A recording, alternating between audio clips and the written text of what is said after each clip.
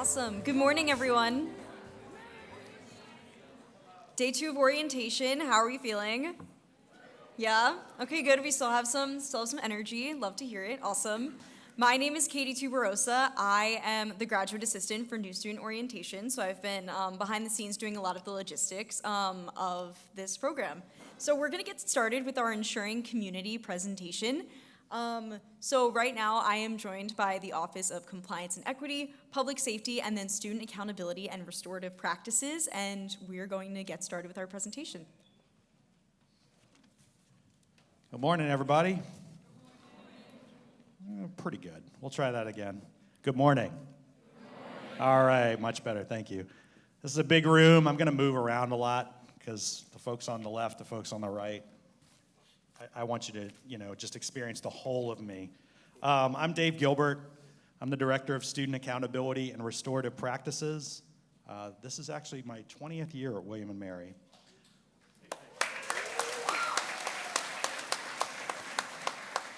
I don't know, is that a good thing? I guess it is. Okay, good. In terms of our objectives, the three offices that you're going to hear from today, we all work together broadly to support the university's values and to support our students.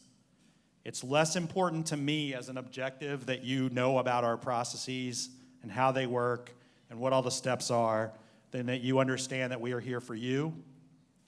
And if you are in a position where you have a situation in which your rights have not been respected for some reason, we want you to feel that you're comfortable in coming forward to us and working with us and understanding how we will work with you through those situations. And so all of us will have an opportunity to share a little bit about what we do in that regard, but just know that behind the scenes, we are in close contact with one another to make sure that we are making these processes as easy for students as we can. Thanks.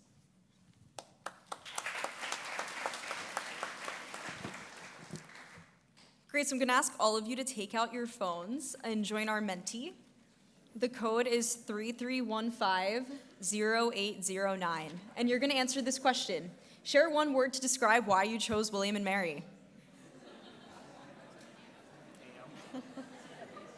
This happened yesterday, too. Or are we using the same one because it's a different presentation? Yep. Ham. Wow, I guess the ham's really good here.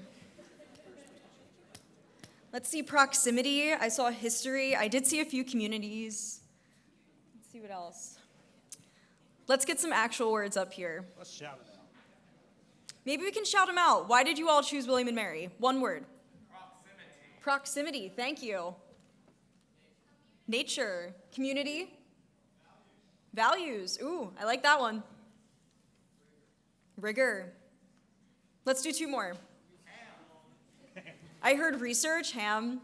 One more. Community. Thank you. Awesome. Great. So to kick off our discussion today, we're going to ask all of the offices back here, who are you and what does your specific office do for students? We are ham. So let me tell you what happened there. We have this presentation. We did it earlier this morning. We have 4 more today, including yours. And I forgot that each presentation is unique because of the Menti. So you're on top of the Menti that we did earlier today, and clearly ham is on this program's mind. Thank you, AI. AI is not vegetarian. Student accountability and restorative practices. Euphemistically, we are student conduct. We chose our name very intentionally because it's not as much about conduct as it is about our values and supporting those values, our community's values. My staff, the first thing that we look for in our office is warmth, caring, which may surprise you, but that's really a paramount value of ours, and we're here to support you. So Mark Sloan, you'll meet if you haven't done it already. Have you done the pledge? Not yet? Okay, you'll meet Mark at the pledge. He's our assistant director. We have a brand new graduate assistant, Helen. Helen, are you here today? Okay. And she will also be at the pledge. And then Josie is our heart and soul. She's our administrative assistant. In terms of what we're about, We consider our work to be sort of the base of the pyramid. The base of the pyramid is our values. That undergirds everything we do and the why behind what we do. So, among many other things, of course, if a matter is reported, we review the report and we determine a path. We use those opportunities to repair and strengthen community. I'm going to talk more about that in detail later. We advise the university's 7 honor councils and the student conduct council. So some of you may have been involved in that sort of work in high school or in your past, or you might just simply be interested. We have a student-led process, so a lot of our time in my office is spent working with those students, teaching them their leadership skills and how to do that process effectively and fairly. And we use the unfortunate event of a report as an opportunity for growth and development. 95% or more of the time, we are in this territory where we can work with the student to learn and grow, that whatever has happened is not severe enough, that we're looking at an outcome that would impact their education, their ability to be here. And we have processes in place to do that, to help them reflect and grow and learn.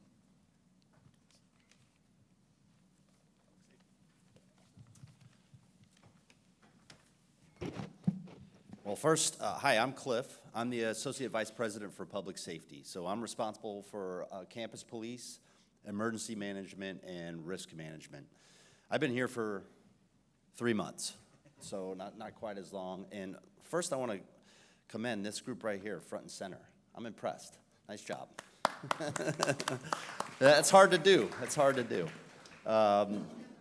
Yeah, Chandler? Okay. So I'll be talking a little bit more about safety later in the presentation, but I'd like to introduce our amazing Chief of Police, Don Butler, up here.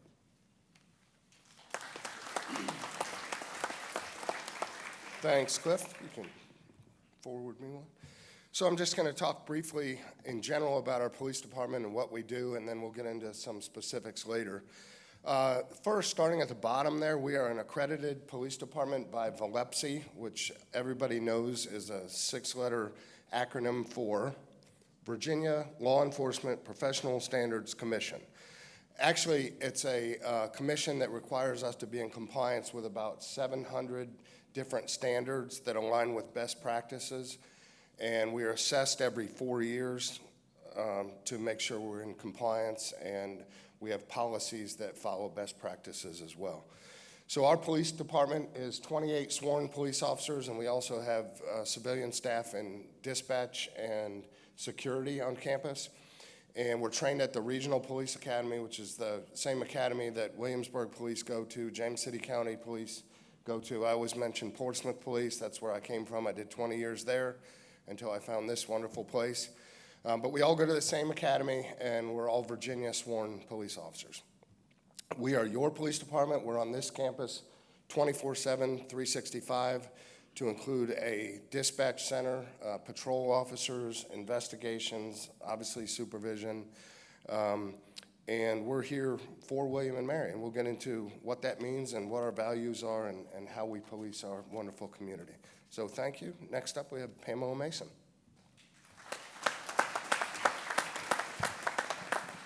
Thank you, Donnie. I am Pamela Mason. I'm Chief Compliance Officer. I graduated from William & Mary in 2000 with a law degree and a master's in business. And I have worked here since 2004, first in athletics and then the last 10 years in the Office of Compliance and Equity. We are really excited to have you all here and become part of our community. Who our office is, including myself, I have 4 colleagues that do the work of our office. We have Carla Costello. She is next to me at the helm, and she is our ADA coordinator and executive assistant in our office. Then we have Terry Fasanella. He's at the front of the boat, and he is our investigator, senior investigator for our office. Next to him is Janelle Job. She is our Director of Title IX and Civil Rights Compliance and serves as the Title IX coordinator for the university. And then finally, Letitia Brown, and she too is an investigator in our office. What our office does, we are here to ensure equity for all students. We want this campus to be free from discrimination, harassment, and retaliation, in an environment where you can study and learn without being discriminated against. There are two federal regulations that govern our work. It is Title VI, which prohibits discrimination on the basis of race, color, national origin, including shared ancestry and ethnic characteristics. And then Title IX, which is a regulation, a federal regulation that prohibits sex discrimination, including sexual harassment of a hostile environment, quid pro quo sexual harassment, which is this for that, and then crimes of sexual assault, including rape and fondling, stalking, dating violence, and domestic violence. Those are antithetical and contrary to our values here at the William & Mary. So in practicality, for example, if you are experiencing a physical violence in a relationship with someone, you can come to our office and make a report and get help. If you have a faculty member that has touched you inappropriately or made advances towards you, you can come to our office to get help. If you are getting unwelcome texts or somebody is making you feel uncomfortable by always being outside your dorm room, you can come to our office to get help. If someone's making jokes about race or ethnicity that are making you offended, you can come to our office to get help. We want to know about these incidents so we can make sure that the campus is free of discrimination and also to provide support for our students to continue their education. Thank you.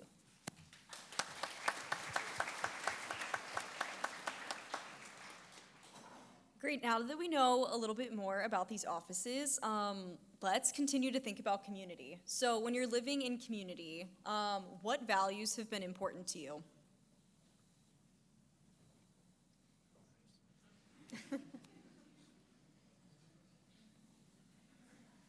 I'm seeing kindness, equality, respect, trust, honesty.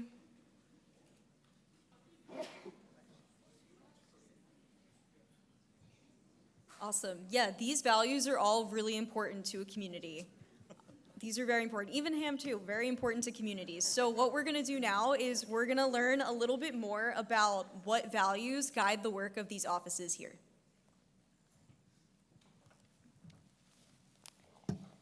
So everyone here has come here with a plan of what they think the next 4 years is going to look like. And I think as you're sitting there thinking about what you want to study, what organizations you want to be in, how you want to engage in this community is really what drives the values of our office, is that we want all students to engage and complete their educational journey in the way that they envision today, right now. So, you know, our goal, everybody's goal is for you to get that degree, but in addition to that degree is the experience that you have here. And so ensuring that you are free of discrimination, we don't want you to feel like you have to leave a team or lose out on an opportunity to join an organization because someone's making you uncomfortable. We don't want you to have to forego studying abroad or taking an internship because somebody has been stalking you. You shouldn't have to drop a class or change your major because the faculty member is making advances towards you. And you definitely shouldn't have to transfer or drop out of college altogether because you've been assaulted or stalked. So these are the values that really drive what we do, and hopefully you understand, you know, the ultimate goal is your degree. Thanks.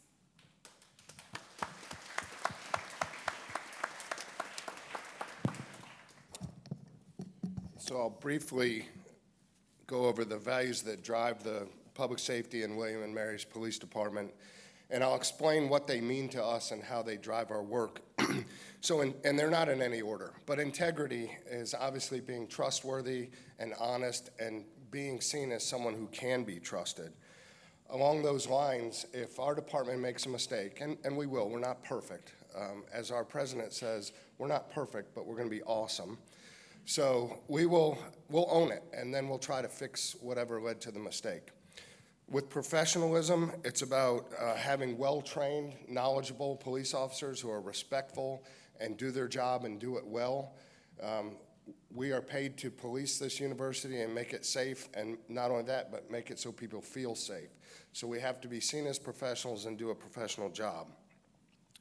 Fair and impartial policing, it kind of goes without saying what that is, but essentially it's treating everyone with dignity and respect and impartiality and without bias, and treating folks like they would want to be treated and like we would want to be treated. Lastly, again, not in any order, but community focus. We like to be a part of the community. We like to be seen as approachable. We like to be in the dorms and meeting with students and at athletic events, being out there and not being seen as the necessary evil of having a law enforcement entity on campus. We'll get into it in a few minutes, but we do things a little bit differently here. We like to be seen as part of the solution rather than part of the problem. We want to be engaged with our students. So welcome to William & Mary, and I hope you'll see that these things drive our police department, and this is how we do business here. Thank you.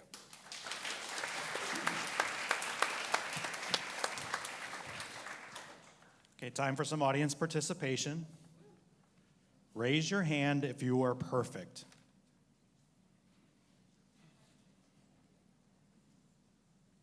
Last session, 2 guys raised their hands, and I said, let's talk afterwards. I'm not surprised to see nobody raise their hands, and I didn't raise my hand either. That was intentional. So one of our core principles in our office is that we recognize we are not perfect, infallible human beings, and the opportunity that is presented when someone is reported to our office is just that. It's an opportunity to help a student learn and grow and develop from the experience and hopefully come out a better person and a better member of our community, one who can flourish and allow the others around them to also flourish. So to support that work, first off, we are caring and we are compassionate. Even if a student is reported for an act that is significantly harmful, we feel that it's important to extend respect and dignity to all students who come to our office because that helps us set the right tone for learning and growth.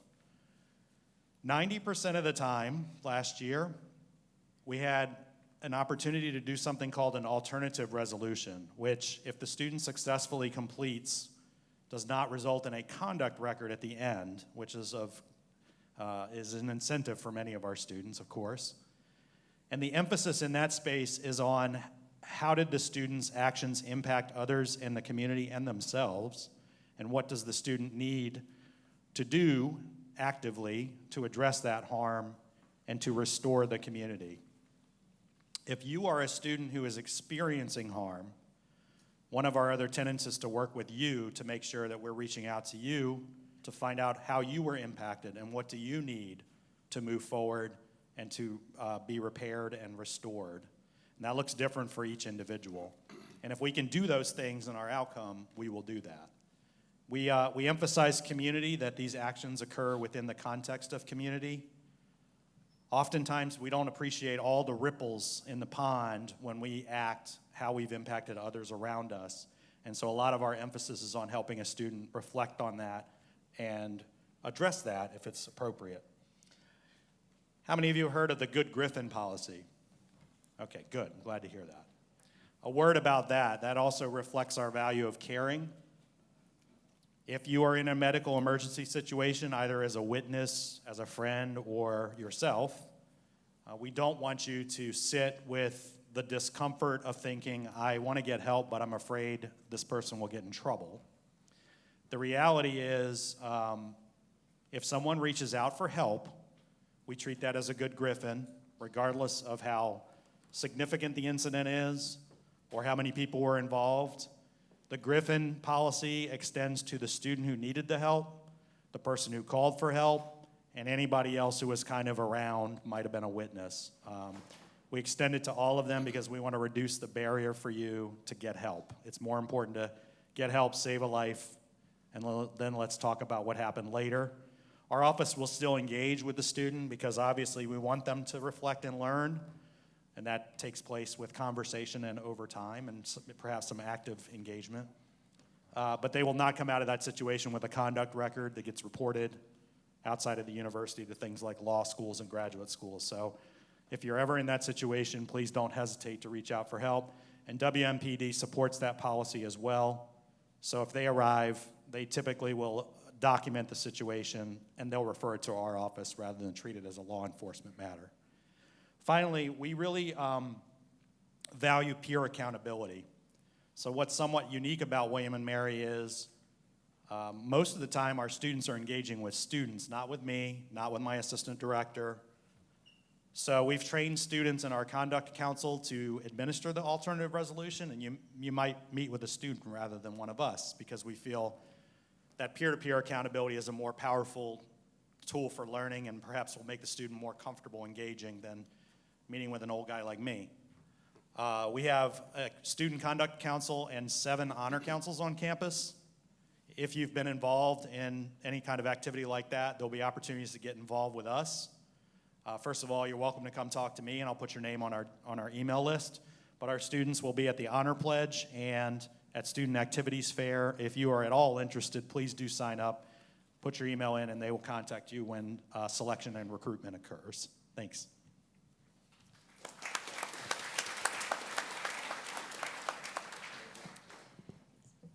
Now let's see those values in action. Our next question is, what is the process when you receive a report, and what do you do to make the process easier for students?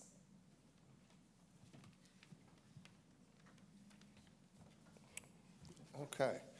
So as Dave mentioned, fortunately we have a few extra tools in our toolbox with the William and Mary Police Department. It's not just the criminal side of things. It's not just arrests and criminal investigations. In fact, it's very little of that. We work closely with Dave's office and Pam's office to handle things administratively, and quite honestly, the administrative handling of cases has much better outcomes than the criminal justice system has. With cases where students are complainants or victims or involved in any way, we like to give them some sort of mechanism to kind of drive the process and make decisions along the way to make it as comfortable as possible, even though the situation itself might not be their best day. In doing so, we notify and engage and collaborate with partners like Pam and Dave and their offices and other folks on campus. As we do that, we can come to you, we can come to your dorm, we can come to your classroom, we can come anywhere on campus where you might be. But you can come to us as well if you're not comfortable in the police department or around the dorms or somewhere. We can meet you anywhere you'd like to meet so that it's as comfortable as possible. And our officers are trained in trauma-informed interviews and interrogations and dealing with folks who have experienced some sort of trauma or simply not having their best day. Ultimately, we like to provide some resources, some support, and some assistance to get you through a difficult time or to just guide you and lead you to the places on campus that have those resources. At the end of the day, that's what we do. We're here to support the learning environment and keep it safe. Thank you.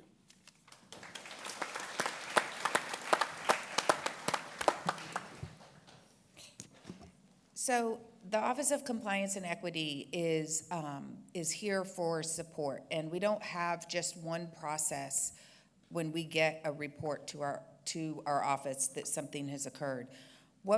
The one thing I do want you all to know is that faculty and staff on campus are mandatory reporters, and if something is shared with them, they have to report it. But they are here to help you as well, and that help is getting you in touch with our office for supportive measures.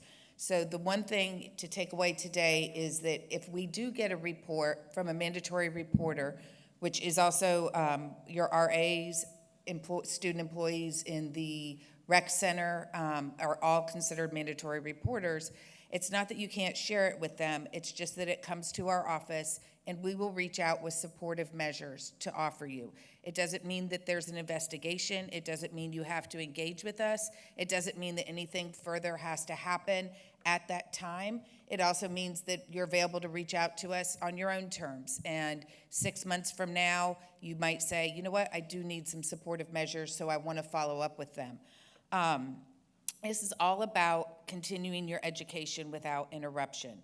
So we do not just immediately inform the person who has caused the harm to you that this has occurred. In fact, many times we don't do that. What are some supportive measures that we can offer you? We have ability to work with Residence Life if you want to switch dorm rooms and live in a different space.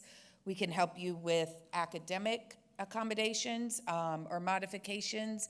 If you need an extension on a paper that's due because something's been distressing to you, or if you need extra time to make up some missed classwork because you've been avoiding class, you can work with William & Mary Police on a safety plan for both physical and emotional safety. But then we also have no contact orders that we can put in place. Obviously, that is when we have to inform the other person. If we have a no contact order that you all are not going to engage with one another or be in the same spaces.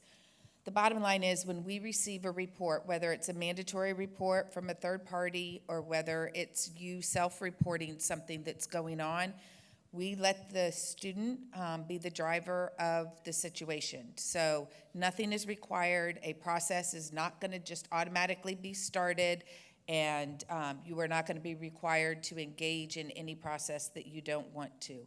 In rare occasions, we have to think of the safety of the entire community, and so there might be actions that we have to take, but we still do not require that you are a part of that process. Our biggest goal is to get supportive measures to you for what you need and get you continuing your education the way you see. So thank you.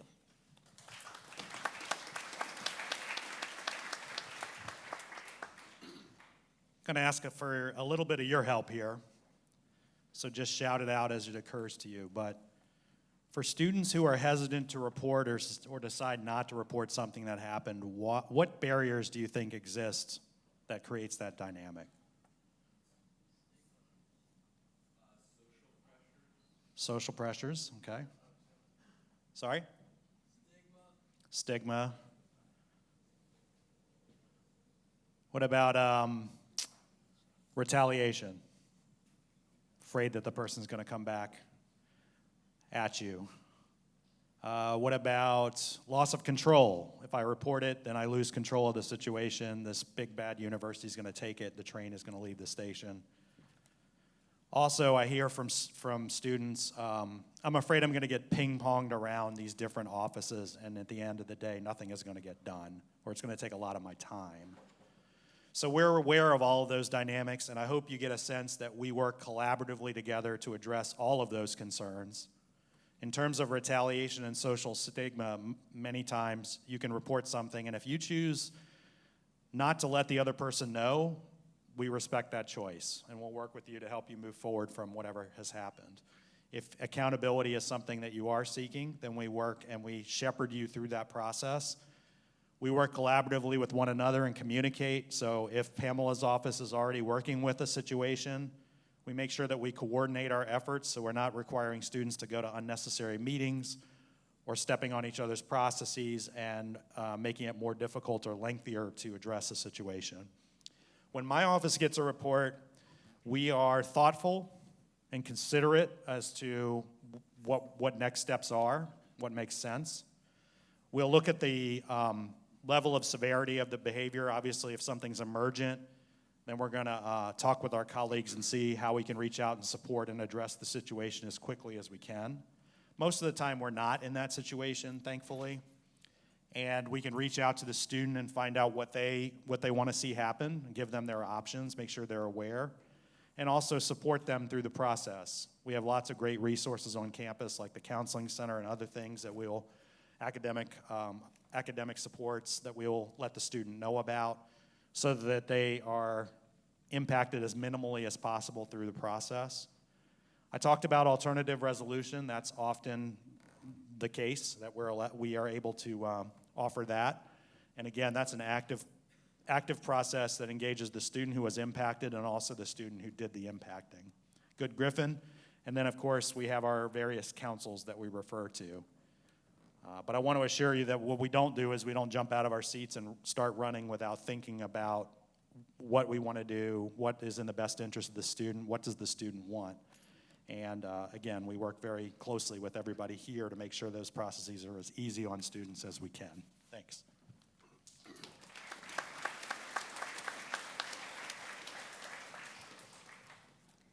So you all have just been given a lot of information from these 3 different offices. So our final question in this panel today is, what are some final takeaways that you should all have?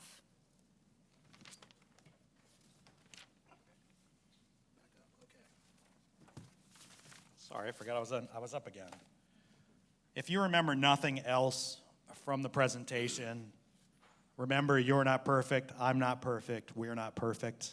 Perfection is not what is expected. We expect your best efforts. We certainly encourage you to be thoughtful about your actions and think about their impact on others and yourself before you act. But if you are in a situation, the analogy I use is we have 2 different types of moments we deal with in our office: the stub your toe moment and the fall on your face moment. So what do I mean by stub your toe moment? The best example I can give you is you're in your residence hall tonight. You get up, you have to go to the bathroom. It's dark, you don't want to turn the light on because you don't want to wake up your roommate. So you start sort of fumbling through the room and you kick your toe on your desk chair. And you go, that really hurt. And you have that moment of learning. You're like, oh, I'm going to reflect on this. What did I do wrong? Maybe next time I can push my chair under the desk so I don't have it in the middle of the room so that doesn't happen again. That's kind of analogous to most of the work we do. We assess what happened with the student. We help them learn. We help them develop those learning objectives. What can you do differently next time? And we all move on. We do have fall on your face moments that there are more severe behavior or more significant harm. We have different processes for that. But the good news is the overwhelming majority of the time we are in the stub your toe moment. And if you stub your toe, we're not going to treat it as though you fell on your face. You meet us halfway. Halfway means also if there's something to accept responsibility for as an adult, come in and accept responsibility and be ready to say, okay, I messed up, but I'm ready to do something about it, something positive, and try to help turn a negative into a positive and restore the community and yourself and your place in the community, and we will work hand in hand with you in that moment.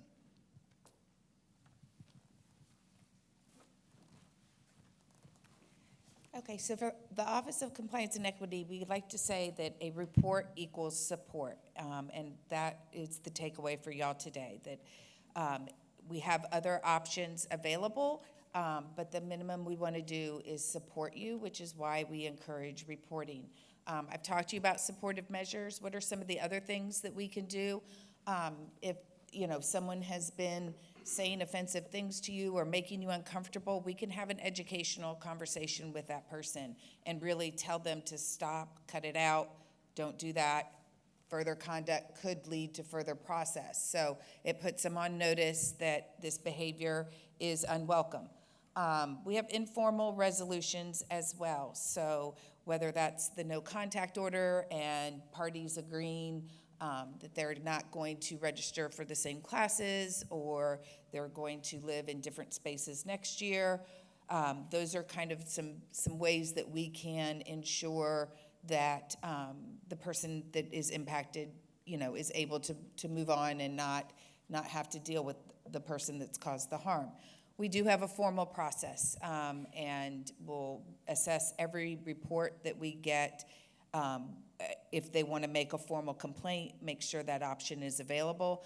If we go through a formal process, the parties are ensured due process, which means notice of what the misconduct was, the right to respond to it, and a thorough, equitable, and fair investigation process that a neutral third party decides if there was a policy violation. We also have the ability to just take your report and keep it on file. A lot of times people come to us and say, I just want you to know that this happened with this person, and I just want it on record. And we're more than happy to take a record of a report as well. So at the end of the day, the takeaway is definitely that report equals support. Thanks.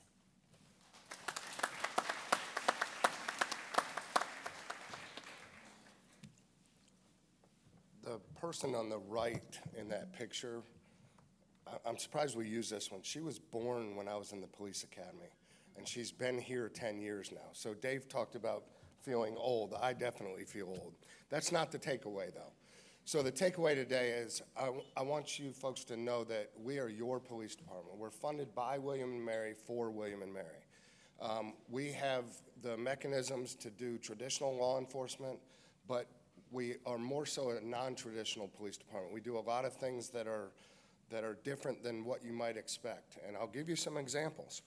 We'll think outside the box a little bit. We'll collaborate with our stakeholders, find what the best mechanism for dealing with a problem is, whether it's sending it to Pamela's office, to David's office, to where on campus, rather than utilizing the criminal justice system, which doesn't always work that well.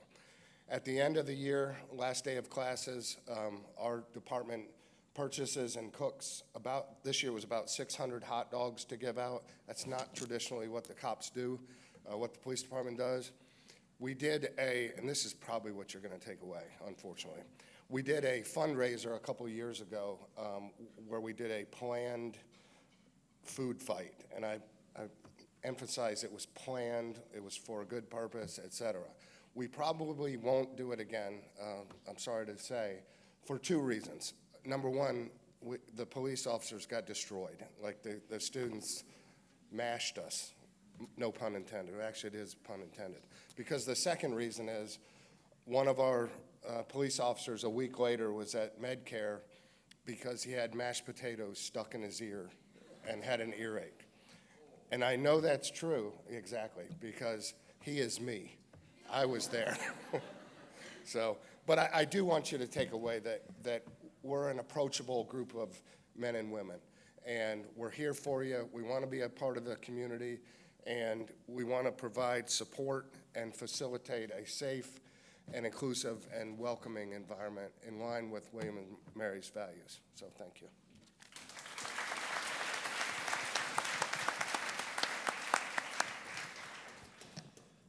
All right. So I forgot to mention earlier, I spent a career in federal law enforcement prior to joining William & Mary, but prior to that, I sat where you guys are. I graduated from William & Mary in 1996, so it's great to be back with the family. And one of the things we're focused on across public safety is taking a proactive approach to making sure our campus and community stays safe and secure. Part of that is education, getting in front of you all today in your freshman orientation.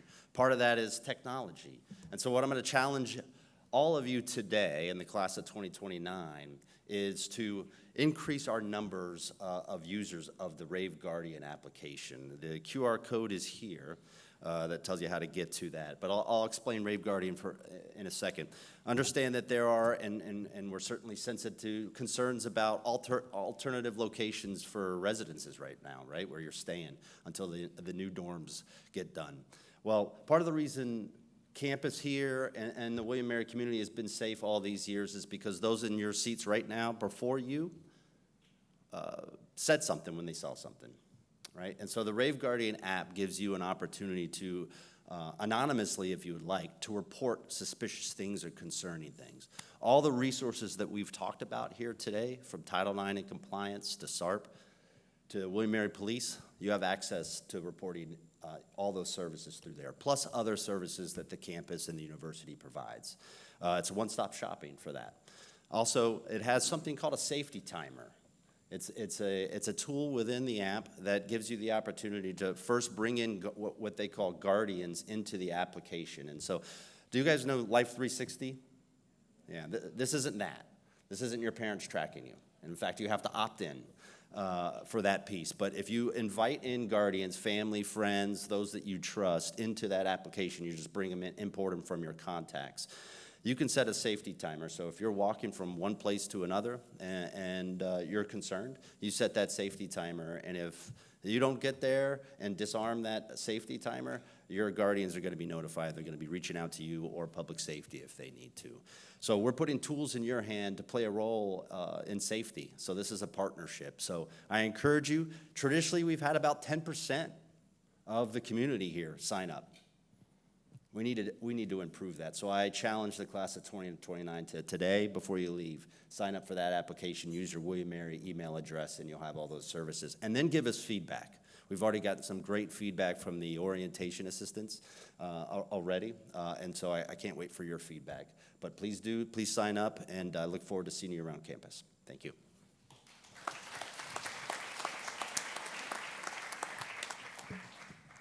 So as we're wrapping up this presentation today, take out your phones. We're going to do Menti again, and this really is a reflection for you. We really want you to be taking away like all of this material and learning about these offices and their resources. So please give us that feedback.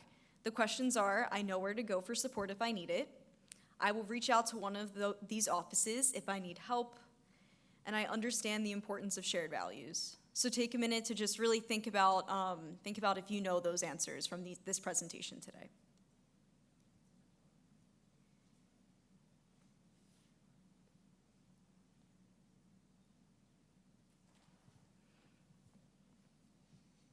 All righty. Awesome. So go ahead and finish up that quiz. And in conclusion, first of all, please join me in thanking all of our presenters, our partners.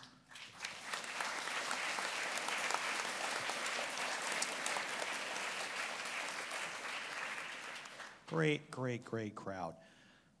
Secondly, we want to hear from you. If you have any lingering questions about anything we talked about, or anything really at all, the QR code will take you to a form. You can submit questions to us, and if you like, you can provide your email address. We'll be happy to answer those back to you. We want to make sure that you have all the information you want. Could you also, everybody, please join me in thanking Katie, our amazing presenter.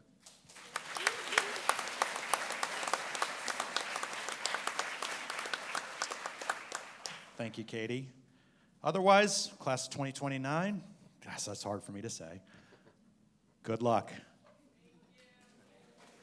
Welcome to William and Mary.